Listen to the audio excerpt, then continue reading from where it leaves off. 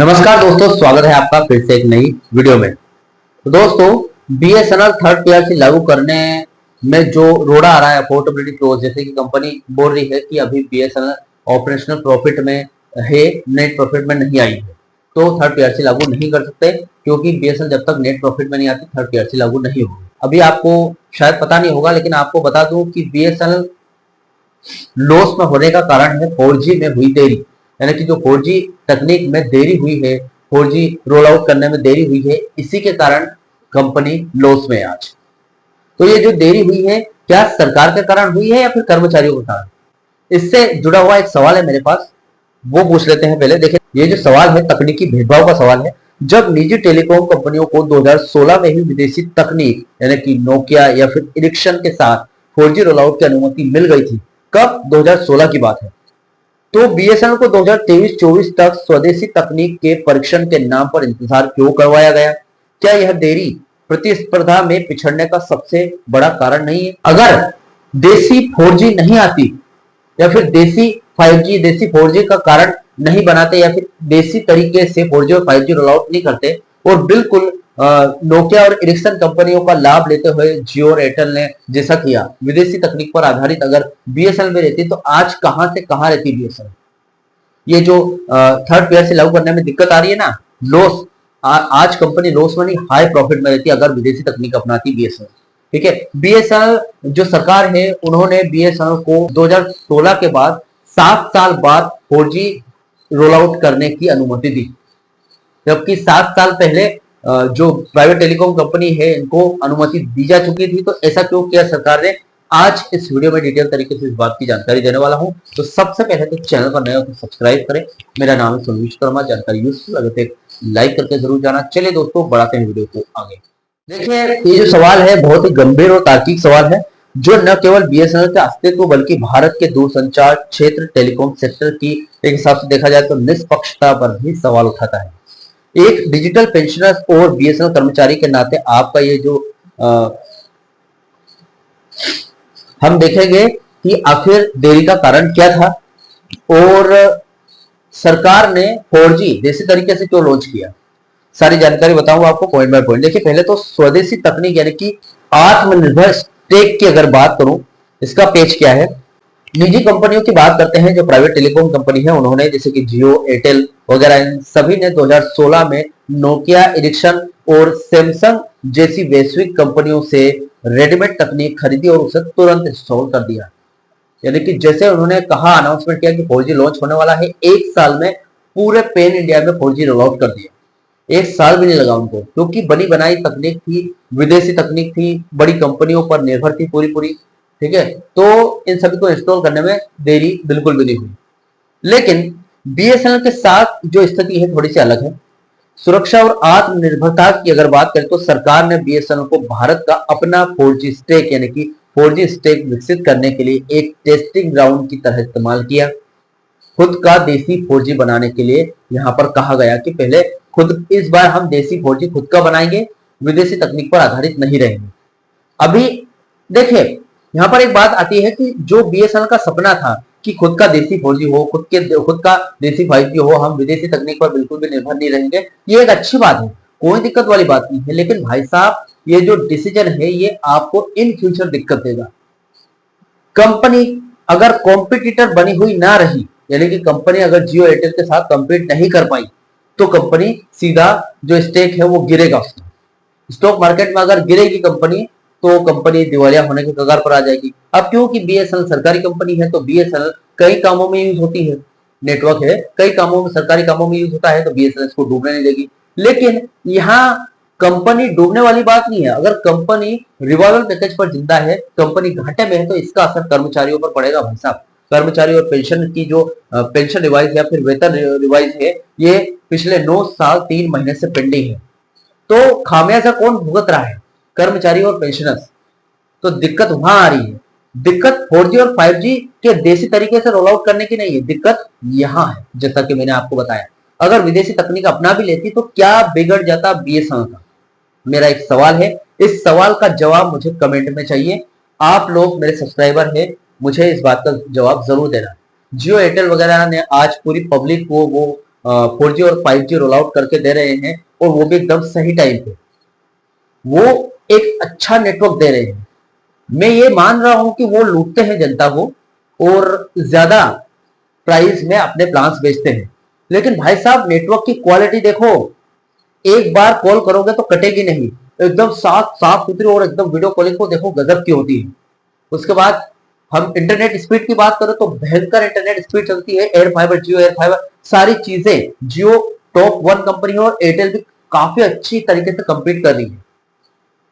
तो अगर सही टाइम पे विदेशी तकनीक अपना भी लेती बीएसएनएल, तो यूजर तो आज जुड़ा रहता कम से कम। जब कंपनी हाई प्रॉफिट में चलती, यानी कि बीएसएनएल कंपनी हाई प्रॉफिट में चलती, तब विदेशी तकनीक को टाटा बाय बाय कह सकते थे हम बाद में भी। लेकिन जब कंपनी लॉस में चल रही थी, तभी क्यों 4G और 5G देसी तरीके से अपनाया गया। कुछ जटिल प्रक्रिया, जटिल प्रोसेस भी हुई है। सी डॉट, देखिए जो बीएसएनएल कंपनी है, उन्होंने सी डॉट और टीसीएस के साथ मिलकर कोर तकनीक विकसित करने पर एक लंबी प्रक्रिया थी। देखा जाए तो जहां विदेशी कंपनियों के पास दर्शकों का अनुभव था, वहीं भारत शून्य से शुरुआत कर रहा था, यानी कि भारत वही एबीसीडी से ऊपर चढ़ रहा था। लेकिन जो जियो एयरटेल कंपनियां, वो एबीसीडी पूरी सीख चुके थे, उसके बाद वो डायरेक्ट दूसरे पर डिपेंड होकर आगे बढ़ गए। ठीक है, जैसे कि कोई बच्चा कहता है कि मुझे स्पोकन सीखना है, तो क्या हम उसको एबीसीडी से सिखाएंगे या फिर स्पोकन सिखाएंगे? स्पोकन सिखाएंगे। ठीक है, तो जियो और एयरटेल कंपनियों ने यही किया, स्पोकन सीखी, उनको इंग्लिश में स्पीक करने थी, उनको एबीसीडी नहीं सीखना था। लेकिन बीएसएनएल ने एबीसीडी शुरुआत की, इसलिए लॉस में चली गई।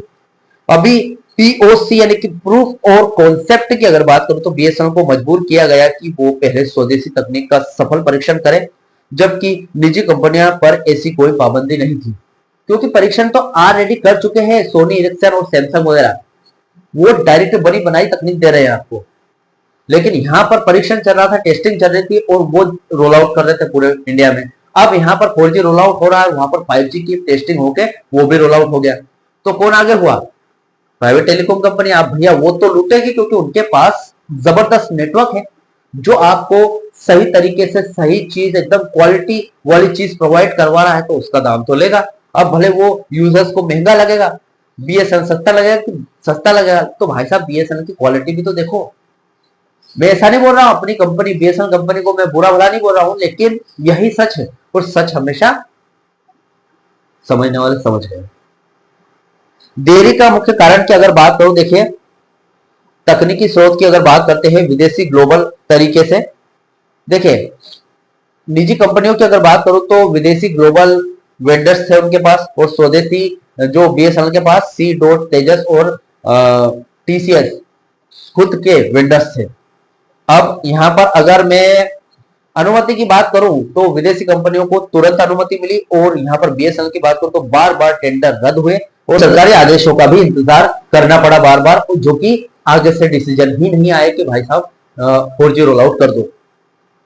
अभी यहां पर अगर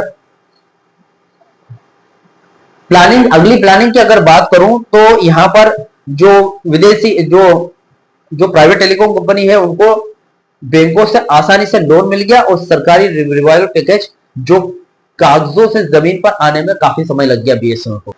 तीसरा पॉइंट है, क्या कंपटीशन में पिछड़ने का सबसे बड़ा कारण है? मतलब अगर देखें तो क्या यही कंपटीशन में, यानी कि प्राइवेट टेलीकॉम कंपनी के जो आपस में कंपटीशन हो रहा है, ये जो टेलीकॉम सेक्टर में आगे बढ़ने का, तो क्या कंपटीशन में पिछड़ने का कारण यही है? तो सबसे पहले तो हाँ, फर्स्ट मूवर एडवांटेज, यानी कि पहले आने का फायदा बहुत मायने रखता है। ग्राहक का पलायन, यानी कि एमएनपी की बात करें, जब ग्राहकों को तेज इंटरनेट की जरूरत थी और बीएसएनएल के पास केवल 3G था, तो लाखों वफादार ग्राहक निजी कंपनियों की ओर चले गए, क्योंकि वहां पर बहुत ही जबरदस्त नेटवर्क था, जैसे कि मैंने आपको बताया। एआरपीयू औसत राजस्व के प्रति उपयोगकर्ता की अगर बात करूं तो 4G न होने के कारण बीएसएनएल के प्रीमियम ग्राहकों को खो बैठा, जिससे उसकी कमाई कम हो गई और वो घाटे के चक्र में फंस गया। तकनीकी खाई की अगर बात करूं, जब तक बीएसएनएल 4G लाया, तब तक पूरी दुनिया और निजी कंपनियां 5G की ओर बढ़ चुकी थी, यानी बीएसएनएल हमेशा एक पीढ़ी पीछे बना रहा है। भाई साहब, एक कदम, 2 कदम या फिर 4 कदम या फिर 10 कदम नहीं, सीधा एक पीढ़ी पूरे एक दशक पीछे रहा है बीएसएनएल हमेशा प्राइवेट टेलीकॉम कंपनी से। अभी भी आप देख सकते हो 4G पूरी तरीके से, चलो 1 लाख टावर लगा दिया है, लेकिन 5G लॉन्च नहीं हुआ है। प्राइवेट टेलीकॉम कंपनियां 6G लॉन्च करने की तैयारी में है, तो कौन पीछे होगा? बीएसएनएल। घाटे में कौन हुआ? बीएसएनएल। इसकी सजा कौन भोग रहा है? बीएसएनएल नहीं, कर्मचारी। तो इस बात से सहमत हो या नहीं मुझे जरूर बताना। आज के अपडेट 2024 से 2026 की स्थिति अगर देखें तो देरी के बावजूद वर्तमान में कुछ सकारात्मक बदलाव दिख रहे हैं, जैसे कि तेजी से रोल आउट की अगर बात करूं तो बीएसएनएल अब देश भर में 1 लाख से अधिक टावरों की प्रक्रिया में है। पंजाब, हरियाणा और उत्तराखंड जैसे राज्यों में स्वदेशी 4G लाइव हो चुका है, यानी कि चालू हो गया है। चलो ठीक है, कुछ तो आगे बढ़े। 5G अपग्रेडेशन की अगर बात करें तो जिस स्वदेशी स्टेक यानी कि टीसीएस सी डॉट का परीक्षण 4G के लिए हुआ था, उससे सॉफ्टवेयर अपडेट के लिए 5G में आसानी से बदला जा सकता है। यह भविष्य के लिए एक अच्छा संकेत है। जैसा कि मैंने आपको बताया 5G 4G का जो नेटवर्क है, 4G का जो खंबा है, टावर है, उसी में 5G को इंस्टॉल किया जा सकता है, यानी कि एक ही टावर पर 2 नेटवर्क चल सकते हैं। ये अच्छी बात है इन फ्यूचर के लिए, लेकिन अभी तो लॉस में है कंपनी।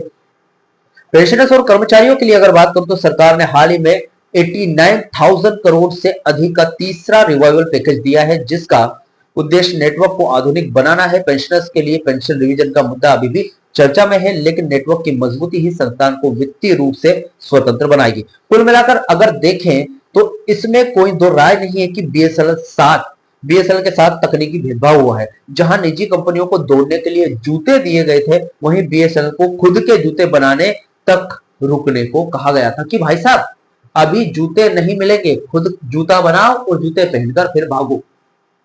तो ऐसा हुआ है बीएसएनएल के साथ। हालांकि अब जब स्वदेशी तकनीक तैयार है तो बीएसएनएल के पास वापसी का एक आखिरी मौका है। यदि सर्विस क्वालिटी अच्छी रही तो डेटा सुरक्षा और सस्ते प्लान के दम पर बीएसएनएल फिर से बाजार में अपनी जगह बना सकता है। एक कर्मचारी और पेंशनर्स के रूप में जो आपका संघर्ष है वो जायज है, क्योंकि नीतिगत देरी का खामियाजा अंततः जमीनी स्तर के लोगों को ही भुगतना पड़ता है। जो बड़े पद पर बैठे हैं उनका कुछ नहीं बिगड़ने वाला। तो मेरा सिर्फ इतना सा कहना है, जो बड़े एम्प्लॉइज है, जो बड़े एग्जीक्यूटिव एम्प्लॉइज है, आज बीएसएनएल के पास एक और मौका है। कंपनी के पास रिवाइवल पैकेजेस भी हैं जो कि सरकार दे रही है। बस दिक्कत यह है कि जो थर्ड पीआरसी पिछले 9 साल से रुका हुआ है उसको लागू करना है। तो उसको लागू करके देखें, जो कर्मचारी है उनमें काम करने का जो मोटिवेशन है अपने आप आ जाएगा, और 4G और 5G रोल आउट करने के साथ साथ कंपनी फिर से मार्केट में आ जाएगी और नेट प्रॉफिट में आ जाएगी। इससे आगे और भी अगर इन फ्यूचर आप फोर्थ पीआरसी लागू करोगे तो आपको कंपनी में अफोर्डेबिलिटी क्लोज या फिर घाटे के बहाने का सहारा नहीं लेना पड़ेगा। तो आई होप दोस्तों आज का वीडियो आपको पसंद आया होगा। इस वीडियो से जुड़ा हुआ कोई भी आपका डाउट या क्वेश्चन वगैरह हो तो मुझे कमेंट बॉक्स में कमेंट कर सकते हैं। वीडियो अच्छा लगा हो तो वीडियो को लाइक कमेंट से जरूर कर देते हैं दोस्तों। नेक्स्ट वीडियो में सी यू सून।